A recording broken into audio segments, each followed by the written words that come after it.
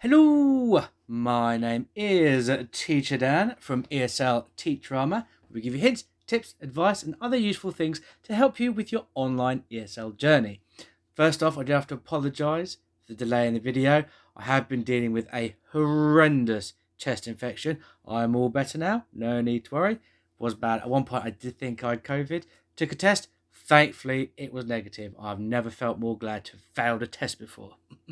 Anyway, in today's video, we are looking at CV building, and you will learn how to structure a CV, what to put on a CV or resume, if you will. Because we have looked at all the companies that you can apply for. Link should be here or here. And before this, I didn't actually have a teaching CV. I've got a regular CV, I've got an active CV. I have not got a teaching CV. I do now, though. And after scouring the internet and getting lots and lots of information, I've condensed it down into the essentials that you need on your CV and just what you need on your CV. Now, without further ado, let's get going. And here we go with tips for making your ESL CV or resume. However you say it, I will most likely be bouncing between the two during this video. Now, if you're like me, and you're an overthinker, like, oh, what do I put? How do I set it up? What format should it be in? Oh, I don't know. That's going to stop you from making it straight away. So don't worry. I do break it down for you. So let's get going. What's the best structure? You're about to find out. What should I have on my CV? These things that are going to appear are all you need on your CV. Keep it simple, stupid. Definitely works for me. So the first thing you should have on your CV is, of course, your name. It's your CV, it needs to have your name on it. And also for an ESL job, it should have your nationality as well. So the company that you're applying to have an idea of what you're going to sound like and where you're from. Next up, either on the same heading or maybe above, somewhere below, but it has to be on there, it's good for it to be on there, is a picture of yourself. A lot of them are in the top corner, which is why I've said it here, but others aren't. It's down to you at the end. And then what kind of picture? Well, make sure it's professional, but not passport-like. We all have those awkward passport or driver's license photos where we're like, I know for mine, it doesn't look like I've been caught smuggling something in or out of a country. Make sure that some of your personality is coming through in the picture. I'll be showing you the one I use and then some others in template later. After that is just a bit about yourself, a small blurb, like 1 to 3 sentences long. You don't need to say too much. Majority of the time, this bit is not read by companies when they're flicking through so many CVs. They want to look at who you are, your nationality, your job history and justification. Pretty much it. But some smaller ones usually want to know a bit more about you. After that is your contact details. These need to be the first bit of information on the CV. Should have been above a bit about yourself. So your phone number with your country's code, so preferably your mobile or cell number, your email address, and if you've got one, your Skype ID. From what I've seen, they do like you having a Skype ID, so if you haven't got one, set one up. Doesn't take very long. After your contact details is the next important thing, your certification. Now, there are jobs out there that don't require a TEFL certificate. I have highlighted quite a few. But for quite a few of them, you will need a TEFL certificate. So if you have one, put it on there. Next, your education. So this is primarily if you've got a bachelor's degree more than anything. If you haven't got a bachelor's degree, put any other form of teaching qualification you've got on there. If you haven't got either of those, don't worry. If you've got like A levels or college degree or high school diploma, whatever it's in, if you've got some form of qualification, put it on there. It's going to help you in some way. And then finally, your work history. Obviously, preferably teaching history if you've got it.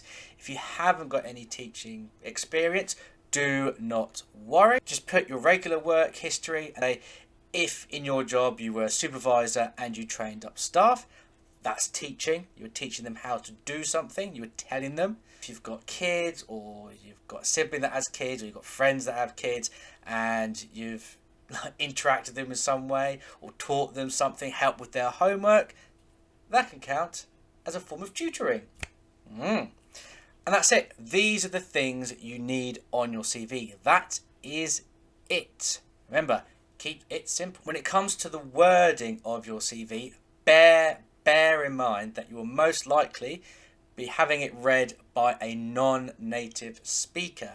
Probably a high level, but a non-native speaker all the same. So don't go overboard with the professional jargon that we probably would do on our normal CVs. Okay, and that is that. Believe me, that took longer to make than you think. Okay, so here are some handy websites. So the first one, resumeviking.com, which has really good tips on how to make a website and gives you 19 different examples. Here's Daniel Carter, good name. So there's a different, he's got one here, like this, quite professional looking. One here, bit more fun with the head, all the different shapes. Now look at his photo. He's not even looking at the camera. He looks like he's having a lesson. He's been taught something. For all these websites, I will be putting them in the links in the description, so do not worry. Another one is Panda Buddy. Panda Buddy, much like Resume Vikings, has more information on how to set up your CV. What they also have, if you want to do it, is a template which you can just fill up. So if you're wondering how to set it up yourself, don't worry, here is a template, and here it is. If you're like me as well, wondering, oh, what do I put? It tells you what to put in here. Look, brag about yourself, university. If you were head of a debating club or something like that, do that. Your name, your profile, all easy setups. All you have to do is like name here, cover it up, and then there we go. Nice and simple. And another website which is really, really good is Canva.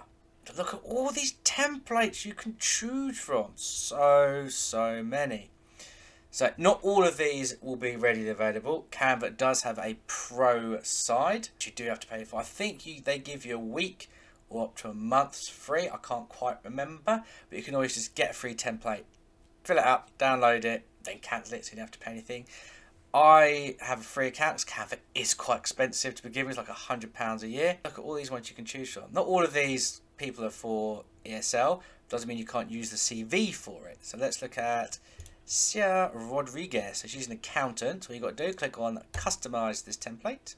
It's up. There we go. And then you can zoom in. And then, yeah. So accountant. Let's change her to an ESL teacher. There we go. And then you can change the photo as well. Again, her photo, she's looking sideways in the camera. Now, let's look. This is what I did as well. So let's look at mine. Yes, look at that handsome devil. That photo looks familiar, doesn't it? I think that looks good. It's basically this setup. Got a nice smile. I'm facing the camera. You can see my head and shoulders. Not too bad. Like if I apply for a job I don't get it, maybe it's because of the picture, and I'll change it. So here we go. I've got my name up here, type of thing I am, UK English native. Probably don't have to say all of that. I decided to cover all bases. But contact details, which I've handily covered up because this is the internet. A bit about my personal background. I put a bit more in there. I did re-edit this and took quite a bit of that off. My certification, my types of TEFL degree certificates I've got. I did break it down to make it look a bit more what it actually includes. So what I'm also, qualified to do. The types of platforms I've used, and like Zoom, Skype, Classroom, and Ding Talk, and then like my work experience, my education. And then once you've got it all done, you can save it, and then just click download. Now, don't worry about this. It's free, this template. And you will be able to just download it. The problem is I have downloaded this 6 times because every time I download it I was like, oh, that doesn't look quite right, and then changed it again. It was like, oh, didn't like it, downloaded it again. So like I said, I go, I'm a perfectionist. Okay, so once you've downloaded it, you can load it up on here. So I've put a black box over my contact details because I can't do it because this is a PDF file. Now, most companies will accept a PDF file when it comes to your CV. However, some companies will probably prefer a document file. probably because they've been putting you on their database, and it's a lot easier to do that with a document file than a PDF. So if you have WPS Office, this is how you do it.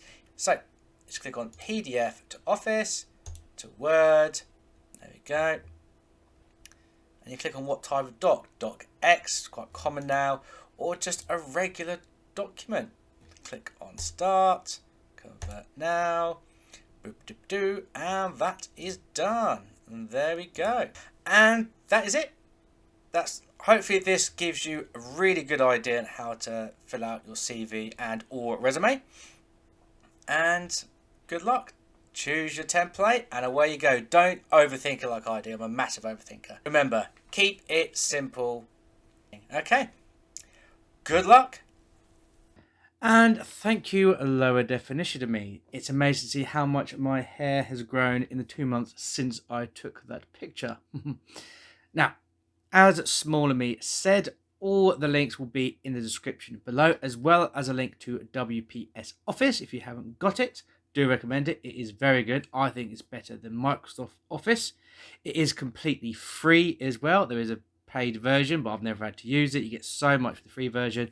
I'm not affiliated with any of these, just to let you know.